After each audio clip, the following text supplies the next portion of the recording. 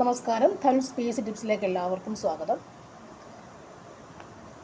ഇനി വരാൻ പോകുന്ന LDC exam, LGC exam, police constable തസ്തികയിലേക്കുള്ള എക്സാം, ഇതിനൊക്കെ വേണ്ടിയിട്ടാണ് ഈ ചോദ്യപേപ്പർ ഉള്ളത്. നല്ലൊരു ചോദ്യപേപ്പറാണ്. അതിൻ്റെ സിലബസിലുള്ള എല്ലാ കണ്ടൻറ്റുകളും അല്ലെങ്കിൽ ആ സിലബസിലുള്ള എല്ലാ ഭാഗങ്ങളും ചോദ്യങ്ങൾ ഇവിടെ ഉണ്ട് താനും. അപ്പോൾ ചോദ്യങ്ങൾ പഠിക്കാം, ഏതൊക്കെ ക്വസ്റ്റ്യൻസാണ് നിങ്ങൾക്ക് പരിചയമുള്ളതെന്ന് നോക്കാം. ഓക്കെ, ക്വസ്റ്റ്യൻസ് പ്രാക്ടീസ് ചെയ്യാം, ഉത്തരങ്ങളും നോക്കാം. നിങ്ങൾ പ്രതീക്ഷിക്കുന്ന ഉത്തരമാണോ വരുന്നതുകൂടി നിങ്ങൾക്ക് നോക്കാൻ സാധിക്കുന്നു. എപ്പോഴും പറയുന്ന പോലെ ക്വസ്റ്റ്യൻസ് എപ്പോഴും ആവർത്തന ചോദ്യങ്ങൾ എന്ന് പറയുമ്പോൾ അതെപ്പോഴും ആവർത്തിച്ചതിന് വരാറുണ്ട്. ആ പാറ്റേണും കൂടി നമുക്കൊന്ന് പരിശീലിക്കുകയും ചെയ്യാം. അപ്പോൾ ഈ ചോദ്യപേപ്പർ എന്ന് പറയുന്നത് പോലീസ് കോൺസ്റ്റബിൾ തസ്തികയിലേക്ക് 2023 നടന്നിട്ടുള്ള ചോദ്യപേപ്പറാണ്. ക്വസ്റ്റ്യൻ പേപ്പർ കോഡ് 123/2023 ആണ്. അപ്പോൾ ക്വസ്റ്റ്യൻസ് നോക്കാം. ക്വസ്റ്റ്യൻസും ആൻസേഴ്സും അതിൻ്റെ അനുബന്ധ വിവരങ്ങളും ജസ്റ്റ് ഒരു ഫാക്റ്റുകൾ, ചെറിയ ചെറിയ ഫാക്റ്റുകളും കൂടി പറഞ്ഞു പോകും. ഓക്കെ, ഒന്നാമത്തെ ചോദ്യം, ബിൽ ഓഫ് റൈറ്റ്സ് എന്ന വിഖ്യാതമായ ഉടമ്പടിയിൽ ഒപ്പുവെച്ച ബ്രിട്ടീഷ് ഭരണാധികാരികൾ ആരെല്ലാം? ബിൽ ഓഫ് റൈറ്റ്സ് എന്ന വിഖ്യാതമായ ഉടമ്പടിയിൽ ഒപ്പുവെച്ച ബ്രിട്ടീഷ് ഭരണാധികാരികൾ ആരെല്ലാം? ആൻസർ ഓപ്ഷൻ എ ആണ്. വില്യം മൂന്നാമനും മേരി രണ്ടാമനുമാണ്. വില്യം മൂന്നാമനും മേരി രണ്ടാമനുമാണ്. മേരി സെക്കൻഡുമാണ് എന്ത്? ബിൽ ഓഫ് റൈറ്റ്സിൽ ഒപ്പുവെച്ചിട്ടുള്ള ബ്രിട്ടീഷ് ഭരണാധികാരികൾ. ബിൽ ഓഫ് റൈറ്റ്സ് എന്ന് പറയുമ്പോൾ എന്ന് നടന്നു? അത് 1689 ബിൽ ഓഫ് റൈറ്റ്സ് വരുന്നത്. 1689 ബിൽ ഓഫ് റൈറ്റ്സ് വരുന്നത്. ഓക്കെ, അടുത്ത ചോദ്യം, യൂറോപ്പിൽ ഉണ്ടായ ആസ്ട്രിയൻ പിന്തുടർച്ചാവകാശ യുദ്ധത്തിൻ്റെ ഫലമായി തുടർച്ചയായി ഇന്ത്യയിൽ ബ്രിട്ടീഷുകാരും ഫ്രഞ്ചുകാരും തമ്മിൽ നടന്ന യുദ്ധം ഏതാണ്? അതിൻ്റെ ആൻസർ എന്ന് പറയുന്നത് ഓപ്ഷൻ ഡി ആണ്, ഒന്നാം കർണാട്ടിക് യുദ്ധം. ഒന്നാം കർണാട്ടിക് യുദ്ധമാണ് ആൻസറായി വരിക. PSCയുടെ ആൻസർ ഒന്നാം കർണാട്ടിക് യുദ്ധമാണ്. ശരിക്കും പറയുമ്പോൾ യൂറോപ്പിലുണ്ടായ ആസ്ട്രിയൻ പിന്തുടർച്ചാവകാശ യുദ്ധത്തിൻ്റെ ഫലമായി തുടർച്ചയായി ഇന്ത്യയിൽ വെച്ച് ബ്രിട്ടീഷുകാരും ഫ്രഞ്ചുകാരും തമ്മിൽ നടന്ന യുദ്ധങ്ങളാണ് ഏതൊക്കെ തമ്മിൽ എന്ന് പറയുമ്പോൾ ആ 3 കർണാട്ടിക് യുദ്ധങ്ങളും അതൊക്കെ തന്നെയാണ്. 3 കർണാട്ടിക് യുദ്ധങ്ങൾ എന്നാണ് അറിയപ്പെടുക, അല്ലേ? കർണാട്ടിക് യുദ്ധങ്ങളാണ്. അതായത് 1746 കാലഘട്ടത്തിൽ 1746 ടു ഏകദേശം 63 വരെ എന്താണ് ഈ കർണാട്ടിക് യുദ്ധങ്ങൾ നടക്കുന്നുണ്ട്. അപ്പോൾ യൂറോപ്പിലുണ്ടായ ആസ്ട്രിയൻ പുനരുച്ചാവകാശത്തിൻ്റെ ഫലമായിട്ട് എന്തുണ്ടാക്കുന്നത്? ഈ കർണാട്ടിക് യുദ്ധങ്ങൾ നടക്കുന്നത്. അതിൽ ഒന്നാമത്തെന്ന് പറയുമ്പോൾ അതെന്തുകൊണ്ടാണ്? യൂറോപ്പിലുണ്ടായ ആംഗ്ലോ ഫ്രഞ്ച് യുദ്ധത്തിൻ്റെ പരിണതഫലമാണ്. യൂറോപ്പിലുണ്ടായ ആംഗ്ലോ ഫ്രഞ്ച് യുദ്ധത്തിൻ്റെ ഫലമാണിത് ഈ ഒന്നാം കർണാട്ടിക് യുദ്ധം. യൂറോപ്പിലുണ്ടായ ആംഗ്ലോ ഫ്രഞ്ച് യുദ്ധത്തിൻ്റെ പരിണത ഫലമാണെന്ത്? ഈ ഒന്നാം കർണാട്ടിക് യുദ്ധം എന്ന് പറയും. അങ്ങനെയാണെങ്കിൽ 3 അറിയട്ടില്ല. അത് 46 to 48 വരെയാണ് ഇത് ഒന്നാം കർണാട്ടിക് യുദ്ധം. 1746 മുതൽ 48 വരെയാണ് ഒന്നാം കർണാട്ടിക് യുദ്ധം നടക്കുക. അതിൻ്റെ കാരണം എന്താണ്?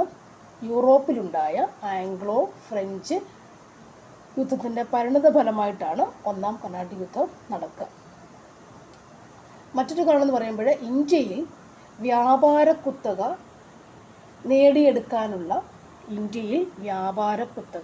നേടിയെടുക്കാനുള്ള ബ്രിട്ടീഷുകാരുടെയും ഫ്രഞ്ചുകാരുടെയും ശ്രമമാണെന്ത് ഈ യുദ്ധത്തിന് കാരണം? അന്നിവിടെ ബ്രിട്ടീഷുകാരും ഫ്രഞ്ചുകാരും ഉണ്ടായിരുന്നു, അല്ലേ? അപ്പോൾ ഇന്ത്യയിലെ വ്യാപാര കുത്തക ആർക്ക് വേണമെന്നുള്ള മത്സരമായിരുന്നു ഏത്? ഒന്നാം കർണാട്ടിക് യുദ്ധം. ബ്രിട്ടീഷുകാരുടെയും ഫ്രഞ്ചുകാരുടെയും തമ്മിലുള്ള യുദ്ധം എന്തിനു വേണ്ടി നടന്നവർ? ഇന്ത്യയുടെ വ്യാപാര കുത്തക നേടിയെടുക്കാൻ. ഓക്കെ, അപ്പോൾ ഇന്ത്യയുടെ വ്യാപാര കുത്തക നേടിയെടുക്കാനുള്ള ബ്രിട്ടീഷുകാരുടെയും ഫ്രഞ്ചുകാരുടെയും ശ്രമമാണെന്ത്?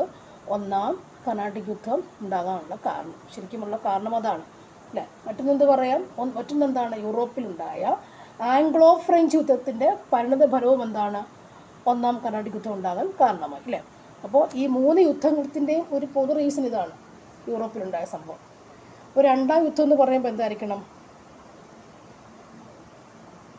രണ്ടാം കർണാട്ടിക് എന്ന് പറയുമ്പോൾ എന്തായിരിക്കണം അതിൻ്റെ കാരണം? ഹൈദരാബാദിലും കർണാടകയിലും ഉണ്ടായ പിന്തുടർച്ചാവകാശം. പിന്തുടർച്ചാവകാശമാണെന്ത്? രണ്ടാം കർണാട്ടിക് ഉണ്ടാകാനുള്ള കാരണമായി വരിക. ഹൈദരാബാദിലും കർണാടകയിലും ഉണ്ടായ പിന്തുടർച്ചാവകാശങ്ങൾ രണ്ടാം കർണാട്ടിക് യുദ്ധം ഉണ്ടാകാനുള്ള പ്രധാന കാരണം, അല്ലേ? അങ്ങനെയാണെങ്കിൽ മൂന്നാം കർണാട്ടിക് യുദ്ധമോ? ഇംഗ്ലണ്ടും ഫ്രാൻസും തമ്മിലുള്ള സപ്തവത്സര യുദ്ധത്തിൻ്റെ അനന്തരഫലം. ഇംഗ്ലണ്ടും ഫ്രാൻസും തമ്മിലുള്ള സപ്തവത്സര യുദ്ധത്തിൻ്റെ അനന്തരഫലമാണ്, അതിൻ്റെ പരിണത ഫലമാണ് മൂന്നാം കർണാട്ടിക് വരാൻ കാരണം. ഓക്കെ, അപ്പോൾ ഇത് മൂന്നിൻ്റെയും അല്ലെങ്കിൽ ഈ ഒരു പൊതു കാരണം, രണ്ടാമത്തെ പൊതു യൂറോപ്പിലുണ്ടായ ഓസ്ട്രിയൻ പിന്തുടർച്ചാവകാശം, അതിൻ്റെ എല്ലാം പരിണതഫലമാണ് എന്താ, ഈ കർണാട്ടിക് യുദ്ധങ്ങളാണ്. നമുക്ക് PSC ആൻസർ തന്നിക്കുന്നെങ്കിലും കറക്റ്റ് പോയിൻ്റ് അതാണ്. ഓക്കെ, അപ്പോൾ ഇവിടെ ബാക്കി രണ്ടാം മൈസൂർ യുദ്ധമുണ്ട്, മൂന്നാം മൈസൂർ യുദ്ധമുണ്ട് അല്ലേ. രണ്ടാം മൈസൂർ യുദ്ധം എന്ന് പറയുമ്പോൾ എന്തായിരിക്കണം, ഒന്നാം മൈസൂർ യുദ്ധം ശരിക്കും എന്താണ്, ഹൈദരാലിയും ബ്രിട്ടീഷുകാരും തമ്മിലുള്ള യുദ്ധമാണെന്ത്, ഒന്നാം മൈസൂർ യുദ്ധം. ഹൈദരാലി എഴുതാമല്ലോ, ഹൈദരാലിയും ബ്രിട്ടീഷുകാരും തമ്മിലുള്ള യുദ്ധമാണെന്ത്, ഒന്നാം മൈസൂർ യുദ്ധം. അവിടെ ബ്രിട്ടീഷുകാർ പരാജയപ്പെട്ടു. ഒന്നാം മൈസൂർ യുദ്ധം അതാണ് പറയുന്നത്. ഹൈദരാലിയും ബ്രിട്ടീഷുകാരും തമ്മിലുള്ള യുദ്ധമാണെന്ത്, ഒന്നാം മൈസൂർ യുദ്ധം. അവിടെ ആര് പരാജയപ്പെട്ടു, ബ്രിട്ടീഷുകാരാണ് പരാജയപ്പെട്ടു അല്ലേ. ഇനിയും അടുത്തത് രണ്ടാം മൈസൂർ യുദ്ധം എന്ന് പറയുമ്പോൾ എന്തായിരിക്കണം, അതാരൊക്കെയാണ്, ടിപ്പുവും ബ്രിട്ടീഷുകാരുമാണെന്ന് യുദ്ധം ചെയ്യാം. രണ്ടാം മൈസൂർ യുദ്ധത്തിൽ ആരൊക്കെയാണ്, ടിപ്പുവും അതുപോലെ ബ്രിട്ടീഷുകാരും കൂടെയാണ് യുദ്ധം ചെയ്യുക. രണ്ടാം മൈസൂരിൽ ടിപ്പുവും ബ്രിട്ടീഷുകാരും കൂടി യുദ്ധം ചെയ്യും അല്ലേ. അതിൻ്റെ ഒരു കാരണം എന്താണ്, ബ്രിട്ടീഷുകാരുടെ മാഹി ആക്രമണം. ബ്രിട്ടീഷുകാർ മാഹി ആക്രമിച്ചുകൊണ്ട് എന്ത് ചെയ്തു, ടിപ്പു ബ്രിട്ടീഷുകാരെ ആക്രമിച്ചു. ഓക്കെ, അപ്പോൾ രണ്ടാം മൈസൂർ യുദ്ധത്തിൻ്റെ കാരണം എന്താണ്, രണ്ടാം മൈസൂർ യുദ്ധം ഉണ്ടാകാനുള്ള കാരണം എന്താണെന്ന് ചോദിച്ചാൽ എന്ത് പറയാം, ബ്രിട്ടീഷുകാരുടെ മാഹി ആക്രമണമാണ് രണ്ടാം മൈസൂർ യുദ്ധം ഉണ്ടാകാൻ കാരണം. ആരൊക്കെ തമ്മിൽ നടന്നു രണ്ടാം മൈസൂർ യുദ്ധം ചോദിച്ചാൽ നമുക്ക് എന്ത് പറയാൻ പറ്റണം, ടിപ്പുവും ബ്രിട്ടീഷുകാരും തമ്മിലാണ് രണ്ടാം മൈസൂർ യുദ്ധം ഉണ്ടാകാനുള്ള കാരണം അല്ലേ. അത് അവസാനം സന്ധി ഏതായിരിക്കണം, യുദ്ധം അവസാനിക്കുന്ന സന്ധി വേണ്ട, സന്ധി ഏതായിരിക്കണം, മംഗലാപുരം സന്ധിയാണ്. മംഗലാപുരം സന്ധിയിലാണ് അവസാനിച്ചത്. മംഗലാപുരം സന്ധിയിൽ അത് അവസാനിച്ചു. അങ്ങനെയാണെങ്കിൽ മൂന്നാം മൈസൂർ യുദ്ധം എപ്പോഴും ചോദിക്കുന്നതാണ് അല്ലേ, ചെറിയ ഫാക്ട്സ് LGS ഫാക്ട്സ് ചോദിക്കുന്നതാണത്. മൂന്നാം മൈസൂർ യുദ്ധത്തിൻ്റെ സംഭവം എന്താണ് അല്ലേ, ആരൊക്കെ തമ്മിലായിരുന്നു മൂന്നാം മൈസൂർ യുദ്ധം എന്ന് പറയുമ്പോഴത്തേക്കിന്, മൂന്നാം മൈസൂർ യുദ്ധം എന്ന് പറയുമ്പം ആരൊക്കെ തമ്മിലാവാം, അതിന് കാരണം എന്താണ്. മൂന്നാം മൈസൂർ യുദ്ധം നമ്മൾ ഓർക്കുന്നൊരു ഫാക്ട് ശ്രീരംഗപട്ടണം ഉടമ്പടി അല്ലേ, ശ്രീരംഗപട്ടണം ഉടമ്പടിയാണ് മൂന്നാം മൈസൂർ യുദ്ധം അവസാനിക്കുന്നത് അല്ലേ. ഇനി മൂന്നിൻ്റെ കാരണം എന്താണ്, മൂന്നാം മൈസൂർ യുദ്ധം ഉണ്ടാകാനുള്ള കാരണം എന്താണ്, ടിപ്പു തിരുവിതാംകൂർ ആക്രമിച്ചു അല്ലേ. ടിപ്പു എന്ത് ചെയ്തു, തിരുവിതാംകൂർ ആക്രമിച്ചതാണ്, ടിപ്പു സുൽത്താൻ തിരുവിതാംകൂർ ആക്രമിച്ചതാണ് ഈ മൂന്നാം മൈസൂർ യുദ്ധം ഉണ്ടാകാനുള്ള കാരണമുണ്ടായത്. അപ്പോൾ രണ്ടിൽ മംഗലാപുരം സന്ധി പ്രകാരം എല്ലാം അവസാനിച്ചു, പക്ഷേ ടിപ്പു എന്ത് ചെയ്ത് വീണ്ടും പോയി തിരുവിതാംകൂറിനെ ആക്രമിച്ചു. ഇത് കണ്ട് ടിപ്പുവിനോട് മറ്റൊരു പേര് യുദ്ധം ചെയ്തു. അതാണെന്ത്, മൂന്നാം മൈസൂർ യുദ്ധം എന്ന് പറയും അല്ലേ. അത് അവസാനിച്ച സന്ധി ഏതാണ്, മൂന്നാം മൈസൂർ യുദ്ധം അവസാനിച്ച സന്ധി ഏതാണ്, ശ്രീരംഗപട്ടണം സന്ധി. അതാണ് ചോദിക്കുന്നത് എപ്പോഴും കേരള PSCയുടെ കേരള ഫാക്ട്സിൽ അല്ലേ, LGS ഫാക്ട്സിൽ നമ്മൾ ചോദിക്കുന്നതാണ്. മൂന്നാം മൈസൂർ യുദ്ധം അവസാനിച്ച സന്ധി അല്ല, ഉടമ്പടി ഏത് പ്രകാരമായിരുന്നു, ശ്രീരംഗപട്ടണം ഉടമ്പടി. ആ ഉടമ്പടിയിൽ ആരൊക്കെ ഉണ്ടായിരുന്നു, ടിപ്പു ഉണ്ടെന്നാണ് പറയുന്നത്, ടിപ്പു ഉണ്ട്. അപ്പോൾ ഓർത്ത ടിപ്പുവും തിരുവിതാംകൂർ ആക്രമിച്ചാണ് എന്തുണ്ടാകാൻ കാരണം, മൂന്നാം മൈസൂർ യുദ്ധം ഉണ്ടാകാൻ കാരണം. മൂന്നാം മൈസൂർ യുദ്ധം അവസാനിച്ച ഉടമ്പടി ഏതാണ്, ശ്രീരംഗപട്ടണം ഉടമ്പടിയാണ്. ഓക്കെ, അടുത്തത്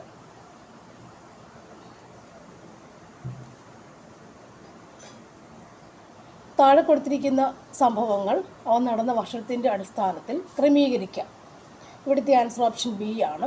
ഓപ്ഷൻ B ആണ് ആൻസർ. മൂന്നാമത്തേതാണ് ആദ്യം അല്ലേ, സന്താൾ കലാപം, സന്യാസി കലാപം എന്ന ഒരു വർഷം ഇവിടെ വരും 1770 to 1820 അതിൻ്റെ കലാപത്തിൻ്റെ ഒരു വർഷം നമുക്ക് ഓർമ്മ വരിക. 770 to കറക്റ്റ് വർഷം അറിയാമെങ്കിൽ ഒന്ന് കമൻറ്റ് ചെയ്യട്ടോ. 1820 വരെയാണ് അതിൻ്റെ ഒരു കലാപം, സന്യാസി കലാപം അല്ലേ. ദെൻ വേലുത്തമ്പി കലാപം എന്ന് പറയുമ്പോൾ എന്നാണ് 1804 വേലുത്തമ്പി കലാപം അല്ലേ. വേലുത്തമ്പി അല്ലെങ്കിൽ നായർ പട്ടാള ലഹള എന്ന് പറയാറുണ്ട് അതിന്, നായർ പട്ടാള ലഹള എന്നും ഈ വേലുത്തമ്പി കലാപത്തെ പറയുന്നുണ്ട്. വർഷം 1804 ഏകദേശം അല്ലേ. സന്താൾ കലാപമോ അതിൻ്റെ വർഷം അറിയാം, 1855 സന്താൾ കലാപം, 1855 അല്ല. ശിപായി ലഹള നമുക്ക് ഒന്നാം സ്വാതന്ത്ര്യം 1857 അറിയാമല്ലോ. ശിപായി ലഹള എന്ന് പറയും, നടന്ന് മീറിട്ട് വെച്ചാണ്, അറിയാവുന്ന കാര്യമാണ് അതൊക്കെ. ശിപായി ലഹള ഒന്നാം സ്വാതന്ത്ര്യ സമരം അല്ലേ, മഹത്തായ വിപ്ലവം എന്നൊക്കെ പറയാറുണ്ട് അതിന്. അപ്പം ആൻസർ മൂന്നാമത്തേത് ആദ്യം സന്യാസി കലാപം, പിന്നെ വേലുത്തമ്പി കലാപം, സന്താൾ കലാപം, ശിപായി ലഹള. ഓക്കെ, ആൻസർ ഓപ്ഷൻ B ആണ്. നെക്സ്റ്റ് ചോദ്യം, താഴെ കൊടുത്തിരിക്കുന്ന പ്രസ്താവനയിൽ ആയില്യം തിരുനാൾ മഹാരാജാവുമായി ബന്ധപ്പെട്ട പ്രസ്താവനകളിൽ തെറ്റായത് ഏതാണ്? തെറ്റായ പ്രസ്താവന ആൻസർ ഓപ്ഷൻ C ആണ് തെറ്റായ പ്രസ്താവന. ഓക്കെ, തെറ്റായത് ഓപ്ഷൻ C ആണ്. ആയില്യം തിരുനാൾ മഹാരാജാവ് എന്ന് പറയുമ്പോൾ സെക്രട്ടേറിയറ്റ് മന്ദിരം പണി കഴിപ്പിച്ചത് ആയില്യം തിരുനാളാണ്. സെക്രട്ടേറിയറ്റ് മന്ദിരം പണി കഴിപ്പിച്ചത് ആയില്യം തിരുനാളാവുന്നു. പുനലൂർ തൂക്കുപാലം നിർമ്മിച്ചത് ആരാണ്? ആയില്യം തിരുനാളാണ്.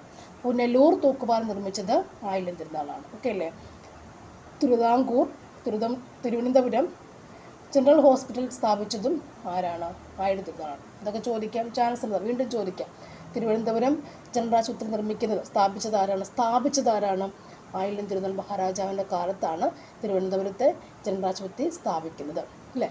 തിരുവനന്തപുരം ജനറൽ ആശുപത്രി സ്ഥാപിക്കുന്നത് ആയില്യം തിരുനാൾ മഹാരാജാവിൻ്റെ കാലത്താണ്. അപ്പം സെക്രട്ടേറിയറ്റ് മന്ദിരം പണി കഴിപ്പിച്ച അദ്ദേഹമാണ്. പുനലൂർ തൂക്കുപാലം നിർമ്മിച്ച അദ്ദേഹമാണ്. ആര്? ആയില്യം തിരുനാൾ മഹാരാജാവാണ്. തിരുവനന്തപുരം ജനറൽ ആശുപത്രി നിർമ്മിക്കുന്നതും അദ്ദേഹം. പ്രധാനപ്പെട്ട കേന്ദ്രങ്ങളൊക്കെ അദ്ദേഹം വരുന്നുണ്ട്. സെക്രട്ടേറിയറ്റ് ആശുപത്രിയും ഒക്കെ അല്ലേ? തിരുവനന്തപുരത്ത് 2 പ്രധാനപ്പെട്ട കേന്ദ്രങ്ങളാണ് അതൊക്കെ. സെക്രട്ടേറിയറ്റ് മന്ദിരം പണി കഴിപ്പിക്കുന്നു തിരുവനന്തപുരം ജനറൽ ഹോസ്പിറ്റലിൽ. ഓക്കെ, ആയില്യം തിരുനാൾ മഹാരാജാവ്. അടുത്ത ചോദ്യം, 3 വട്ടമേൽ സമ്മേളനങ്ങളിലും പങ്കെടുത്ത ഏക ഇന്ത്യൻ നേതാവ് ആരായിരുന്നു അല്ലേ? പ്രധാനപ്പെട്ട ക്വസ്റ്റ്യൻ. ഉത്തരം എന്താണ്? Doctor BR Ambedkar. Option A doctor BR അംബേദ്കറാണ്. ഡോക്ടർ BR അംബേദ്കറാണ് 3 വട്ടമേൽ സമ്മേളനങ്ങളിലും പങ്കെടുത്ത ഏക ഇന്ത്യൻ നേതാവ് അല്ലേ? വർഷമോ 1930 മുതൽ 30, 31, 32 3 വർഷങ്ങൾ നടന്നല്ലേ? അതിൽ രണ്ടാമത്തേതിലാണ് ആര് പങ്കെടുക്കുക? ഗാന്ധിജി പങ്കെടുക്കുക. രണ്ടാമത്തേതിൽ ഗാന്ധിജി പങ്കെടുത്തിട്ടുണ്ടായിരുന്നു. ഇതിനു വേണ്ടിയിട്ട് ഗാന്ധിജി കോൺഗ്രസിൻ്റെ പ്രതിനിധിയായിട്ടാണ് ഗാന്ധിജി അന്ന് സമ്മേളനത്തിൽ പങ്കെടുക്കാൻ പോയത്. അന്ന് മദൻ മോഹൻ മാളവിയാണ് അദ്ദേഹത്തെ സഹായിച്ചിരുന്നത് അല്ലേ? എഴുതാനും അല്ലെങ്കിൽ അതുപോലെ ഭരണകാര്യങ്ങൾ പറയാൻ ഉപദേശകനായിരുന്ന ആരാണ്? മദൻ മോഹൻ മാളവിയാണ്. മദൻ മോഹൻ മാളവിയാണ് ഗാന്ധിജിയുടെ ഉപദേശമായിട്ട് ആ സമയത്തുണ്ടായിരുന്നത്. ഓക്കെ,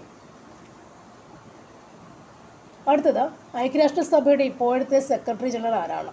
സെക്രട്ടറി ജനറൽ ആരാണ്? Answer option B Antonio Guterres. Antonio Guterres. Okay, നിഭെ എന്ന പേരിൽ അറിയപ്പെടുന്ന ഭൂമിയുടെ പാളി ഏതാണ്? നിഭെ എന്ന പേരിൽ അറിയപ്പെടുന്ന ഭൂമിയുടെ പാളി ഏതാണ്? അഗക്കാമ്പാണ്. നിഭ പേരിൽ അറിയപ്പെടുന്ന ഭൂമിയുടെ പാളിയാണ് അഗക്കാമ്പ്. നിഭ അല്ലെങ്കിൽ അഗക്കാമ്പ് എന്ന് പറയാം. നിഭ അല്ലെങ്കിൽ അഗക്കാമ്പ്. അടുത്ത ചോദ്യം, വിമാനങ്ങളുടെ സഞ്ചാരത്തിന് ഏറ്റവും അനുയോജ്യമായ അന്തരീക്ഷ പാളി ഏതാണ്? വിമാനങ്ങളുടെ സഞ്ചാരത്തിന് ഏറ്റവും അനുയോജ്യമായ അന്തരീക്ഷ പാളി ഏതാണ്? Answer stratosphere. സ്ട്രാറ്റോസ്ഫിയർ. വിമാനങ്ങളുടെ സഞ്ചാരത്തിന് ഏറ്റവും അനുയോജ്യമായ അന്തരീക്ഷ പാളി ഏതാണ്? സ്ട്രാറ്റോസ്ഫിയർ. സ്ട്രാറ്റോസ്ഫിയർ. നെക്സ്റ്റ് വൺ, കബനി പോഷക നദിയായുള്ള ഉപദ്വീപീയ നദി ഏതാണ്? കബനി പോഷക നദിയായുള്ള ഉപദ്വീപീയ നദി ഏതാണ്? ആൻസർ ഓപ്ഷൻ എ കാവേരിയാണ് അല്ലേ? കാവേരിയാണ് കബനി പോഷക നദി വരിക. കാവേരിയുടെ പോഷക നദിയാണ് ആര്? കബനി. നമ്മുടെ കേരളത്തിൽ കിഴക്കോട്ടൊഴുകുന്ന നദികളിലെ ഒരെണ്ണമാണെന്ത്? കബനി. കബനി, ഭവാനി, പാമ്പാർ, അങ്ങനെ 3 എണ്ണമില്ല. അങ്ങനെ 3 എണ്ണം ഉള്ളതിൽ കബനി കാവേരിയുടെ കൈവഴിയല്ലേ പോഷക നദിയാണെന്ന് പറയാം. കാവേരി, കബനി അല്ലേ എന്ന് പറയാം. അപ്പോൾ ഓർത്തിരിക്കാം. ഗോദാവരിയുടെ ക്വസ്റ്റ്യൻസ് അറിയാം. ഇന്ത്യയിലെ ഏറ്റവും ഉപദ്വീപീയ നദി, ഇന്ത്യയിലെ ഉപദ്വീപ നദി അല്ലേ? ഉപദ്വീപ നദി കൊടുക്കുമ്പോൾ വന്നൊരു ചോദ്യമാണ് ഗോദാവരി. ഇന്ത്യയിലെ ഏറ്റവും വലിയ ഉപദ്വീപ നദിയാണെന്ത്? ഗോദാവരി എന്ന് പറയുന്നത്. അടുത്ത ചോദ്യം എന്ന് പറഞ്ഞാൽ, ഇന്ത്യയിൽ ഏറ്റവും പടിഞ്ഞാറുള്ള തുറമുഖം ഏതാണ്? ഇന്ത്യയിൽ ഏറ്റവും പടിഞ്ഞാറുള്ള തുറമുഖം ഏതാണ്? പടിഞ്ഞാറുള്ള തുറമുഖം ഏതാണ്? ആൻസർ ഓപ്ഷൻ സി കാണ്ട്ല തുറമുഖം അല്ലേ? കാണ്ട്ല തുറമുഖം. പടിഞ്ഞാറ് ഇന്ത്യ എന്ന് പറയുമ്പോൾ ഇല്ലേ, ഇന്ത്യ വരയ്ക്കുമ്പോൾ ഇതിങ്ങനെ വന്നു, ഇതൊരു സാധനം ഗുജറാത്ത് അല്ലേ, ഇതിങ്ങനെ വന്നു. ഇത് ഇന്ത്യ, ഈ ഭാഗം, ഇത് സൗത്ത്, നോർത്ത്, ഇത് ഈസ്റ്റ്, വെസ്റ്റ് അല്ലേ, പടിഞ്ഞാറ് ഭാഗം. ഇവിടെ ഗുജറാത്തുണ്ട്, അവിടെയാണ് കാട്ട്ല തുറമുഖം അല്ലേ? കാട്ട്ല, ഗുജറാത്തിൻ്റെ അവിടെയാണ് കാട്ട്ല തുറമുഖം. ഇന്ത്യയിൽ ഏറ്റവും പടിഞ്ഞാറുള്ള തുറമുഖം ഏതാണ്? കാണ്ട്ല തുറമുഖം, കാട്ട്ല തുറമുഖം. അടുത്ത ചോദ്യം, ഗംഗാ നദിയുടെ ചതുപ്പ് ഡെൽറ്റ പ്രദേശത്ത് സ്ഥിതി ചെയ്യുന്ന ബയോസ്ഫിയർ റിസർവ്. ഗംഗാ നദിയുടെ ചതുപ്പ് ഡെൽറ്റ പ്രദേശത്ത് സ്ഥിതി ചെയ്യുന്ന ബയോസ്ഫിയർ റിസർവ് ഏതാണ്? ബയോസ്ഫിയർ റിസർവ് ഏതാണ്? ചോദ്യം. ആൻസർ എന്താണ്? സുന്ദർബൻസ് അല്ലേ? ചതുപ്പ് പ്രദേശത്ത് കാണും ഡെൽറ്റ, ചതുപ്പ് ഡെൽറ്റ എന്ന് പറയും. ചതുപ്പ് പ്രദേശം അല്ലേ? കണ്ടൽ വനങ്ങൾ കാണുന്ന സ്ഥലം ചതുപ്പിലല്ലേ കാണുകയുള്ളൂ. സുന്ദർബൻസ് ആണ്.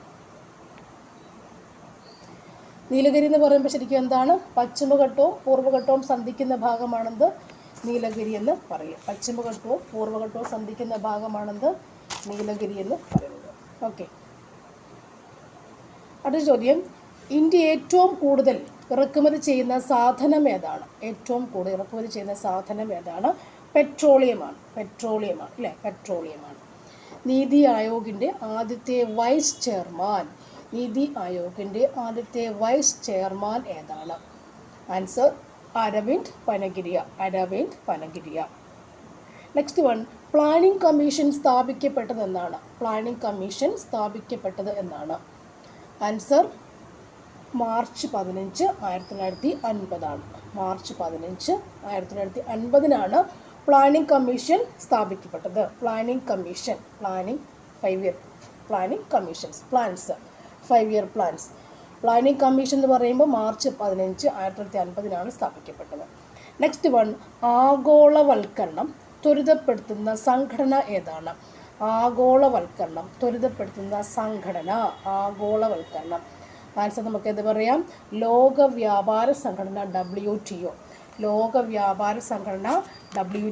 WTO എന്ന് പറയുമ്പോൾ ലോകവ്യാപാര വേൾഡ് ട്രേഡ് ഓർഗനൈസേഷൻ അല്ലേ, ലോകവ്യാപാര സംഘടന WTO ആണ് ആൻസർ വരുന്നത്. അപ്പോൾ ഇവിടെ WTO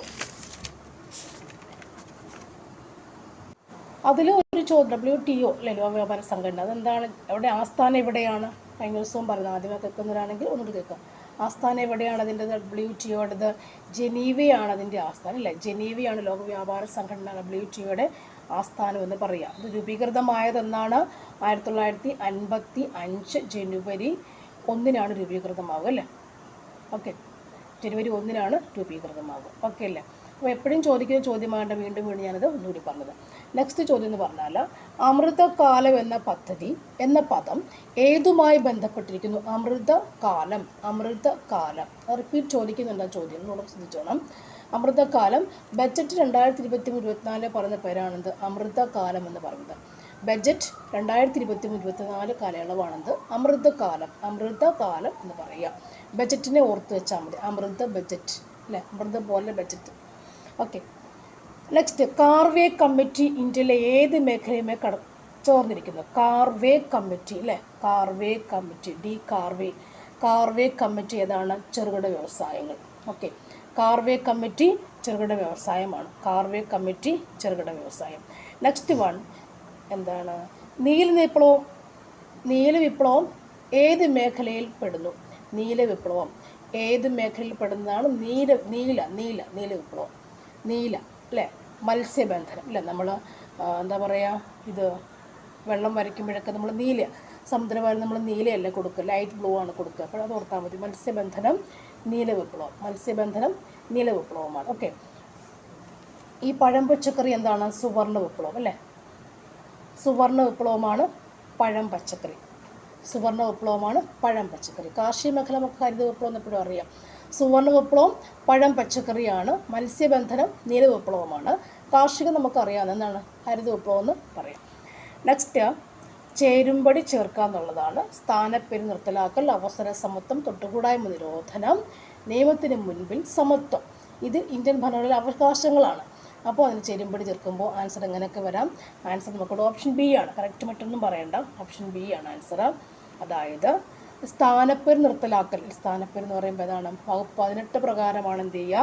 സ്ഥാനപ്പേരുകൾ നിർത്തലാക്കുക. വകുപ്പ് 18 പ്രകാരമാണ് സ്ഥാനപ്പേര് നിർത്തലാക്കുന്നത്. 18 പേരാണ്. അപ്പോൾ ഇനി അവസര സമത്വം എന്താണ്? അവസരം എന്ന് പറയും 16ആണ്. അവസരം 16 അവസര സമത്വം. അവസരം 16. അവസര എന്ന് പറയുമ്പോൾ 16. അവസര സമത്വം 16 അല്ലേ. തൊട്ടുകൂടായ്മ നമുക്ക് എപ്പോഴും അറിയാം. അൺടച്ചബിലിറ്റി എവിടെയാണ്? വകുപ്പ് 17 അൺടച്ചബിലിറ്റി അല്ലേ. 17 അൺടച്ചബിലിറ്റി. ഇവിടെ തൊട്ടുകൂടായ്മ വരുമ്പോൾ നമുക്ക് എന്ത് ചെയ്യാം? സ്ഥാനപ്പേര് നിർത്തലാക്കാം. 17 തൊട്ടുകൂടായ്മയാണെങ്കിൽ 18 എന്താണ്? സ്ഥാനപ്പേര് നിർത്തലാക്കി. തൊട്ടുകൂടായ്മ വന്നിട്ട് സ്ഥാനപ്പേര് നിർത്തലാക്കി. കാരണം 17 തൊട്ടുകൂടായ്മ നമുക്ക് ശരിക്കും അറിയാമെങ്കിൽ അടുത്ത 18 എന്താണ്? സ്ഥാനപ്പേര് നിർത്തലാക്കിയെന്ന് പഠിച്ചു വയ്ക്കാം. ഓക്കെ, കാരണം സ്ഥാനപ്പേര് നിർത്തലാക്കുക എന്ന് പഠിക്കാൻ ഇച്ചിരി ബുദ്ധിമുട്ടാണ്. ഓർത്തിരി. എന്നാൽ നമുക്ക് പണ്ട് മുതലേ ചോദിക്കുന്ന ഒന്നാണെന്ത്? തൊട്ടുകൂടായ്മ നിരോധനം, അൺടച്ചബിലിറ്റി അല്ലേ എന്ന് പറയുന്ന സംഭവം. അത് 17 നമുക്കറിയാം, 17 അറിയാം. അപ്പോൾ തൊട്ടടുത്ത് നിർത്തലാക്കും ഇതിൻ്റെ സ്ഥാനപ്പേരൊക്കെ. അത് വെച്ച് പഠിക്കാൻ പറ്റും. നെക്സ്റ്റ്, നിയമത്തിന് മുൻപിൽ സമത്വം, ഇക്വാളിറ്റി. നിയമത്തിന് മുൻപിൽ സമത്വം എന്ന് പറയുമ്പോൾ എന്താണ്? 14 സമത്വം. നിയമം 14. നിയമത്തിന് മുൻപിൽ equality by law. Okay, equal by law ആണ്. നിയമത്തിന് മുൻപിൽ സമത്വം എന്താണ്? 14. നിയമം സമത്വം 14. നിയമം 14. ഈക്വാളിറ്റി 14 അല്ലേ? സമന്മാരാണെന്ന് കാണിക്കുന്ന ഇക്വാളിറ്റിയാണ് 14 എന്ന് പറയുക. ഒരവസര സമത്വം അവസര 16 അവസരം എന്ന് പറയില്ല. 16 അവസരം മറക്കണ്ടില്ലേ. അപ്പോൾ സ്ഥാനപ്പേര് നിർത്തലാക്കൽ എന്ന് പറയുമ്പോൾ അത് 18. അവസര സമത്വം 16. തൊട്ടുകൂടായ്മ എന്താണ്? 17. നിയമത്തിന് മുൻപിൽ സമത്വം എന്ന് പറയുമ്പോൾ എന്താണത്? 14. നിയമത്തിന് മുന്നിൽ സമത്വം ഇക്വാളിറ്റി അത് 14 പറയുന്നത്. ഓക്കെ, നെക്സ്റ്റ് ഒരു എന്ന് പറയുന്നത് പൗരന്മാർക്ക് പൗരന്മാർക്ക് ഭാരതത്തിൻ്റെ ഭൂപ്രദേശം ഒട്ടാകെ ഏകരൂപമായ ഒരു സിവിൽ നിയമസംഹിത സംപ്രാപ്തമാക്കുവാൻ രാഷ്ട്രം യത്നിക്കേണ്ടതാണ്. ഭരണഘടനയുടെ ഏതു ഭാഗത്താണ് ഈ പ്രസ്താവന ഉൾക്കൊണ്ടിരിക്കുന്നത്? ഒരു സിവിൽ ഏകരൂപമായ സിവിൽ എന്നാണ് ഉദ്ദേശിക്കുക. അപ്പോൾ ആൻസർ എന്താ വരിക? ആൻസർ ഓപ്ഷൻ സി, നിർദ്ദേശക തത്വങ്ങൾ. നിർദ്ദേശക തത്വങ്ങൾ. നിർദ്ദേശത്വങ്ങളിലാണ് ഏകരൂപമായ ഒരു സിവിൽ നിയമസംഹിത, ഏകരൂപമായ ഒരു സിവിൽ നിയമസംഹിത വേണമെന്ന് അല്ലേ ഇവിടെ പറയും. നിർദ്ദേശ തത്വങ്ങളിലാണ് പറയും ഏകരൂപമായ സിവിൽ നിയമസംഹിത. അത് ഓർത്തിരിക്കണം. നിർദ്ദേശ തത്വങ്ങളിലാണ് ഇതിനെക്കുറിച്ച് പ്രസ്താവിക്കുന്നത്. ഓക്കെ, നെക്സ്റ്റ് വൺ, മൗലിക കടമകളുമായി ബന്ധപ്പെട്ട ശരിയായ, ഇതൊക്കെ എൻ്റെ ഹിൻസ് ആണ്. ഇത് ഈ ഏകരൂപം എന്ന് പറയുമ്പോഴും നിർദ്ദേശം എന്ന് പറയുന്നത് ഹിൻ്റാണ് അല്ലേ? നമുക്ക് ഇവിടുന്ന് കണ്ടെത്താൻ പറ്റിയ നമുക്ക് കണ്ടെത്താൻ പറ്റിയ ഒരു ഹിൻറ്റ് വേണമല്ലോ. ചുമ്മാ വലിച്ചൊരു കൊടുക്കുമ്പോൾ നമുക്ക് വായിക്കുമ്പോൾ കിട്ടണമെന്നില്ല. അപ്പം ഇവിടെ ഒരു സിവിൽ നിയമസംഹിത ഒരുമിച്ചുള്ള അല്ലേ ഏകമായൊരു ഏകീകൃത എന്നൊക്കെ പറയുമ്പോൾ നമുക്കത് കിട്ടണം.